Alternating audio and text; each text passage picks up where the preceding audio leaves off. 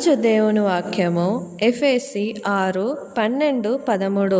ఏలయనగా మనము పోరాడునది శరీరులతో కాదు కానీ ప్రధానులతోనూ అధికారులతోనూ ప్రస్తుత అంధకార సంబంధులకు లోకనాథులతోనూ ఆకాశ మండలమందు దురాత్మల సమూహముతోనూ పోరాడుచున్నాము. అందుచేత మీరు ఆపద దినమందు వారితో ఎదుర్కొనుటకు సమస్తమునందు నెరవేర్చున వారై నిలబడుటకును శక్తిమంతులగుటకు దేవుడిచ్చు సర్వాంగ కవచమును ధరించుకొనుడి అని వాక్యం సెలవిస్తుంది.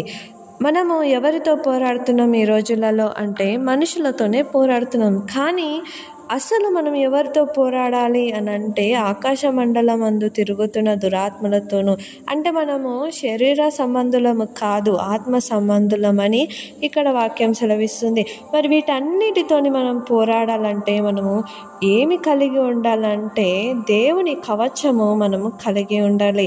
ఆ కవచము ఏ విధంగా వస్తుందంటే, ఆ శక్తి మనకి ఏ విధంగా వస్తుందనంటే, మనం ఎప్పుడైతే దేవుని యొద్ద నిలిచి దేవునితో మనము సంబంధం ఉంచుకుంటామో ఆ సమయంన మనకి సర్వాంగ కవచము ఉంటుంది. మనము సర్వాంగ కవచాన్ని ధరించి వీటన్నిటిని ఎదిరించగల శక్తి మనకి ఉంటుంది.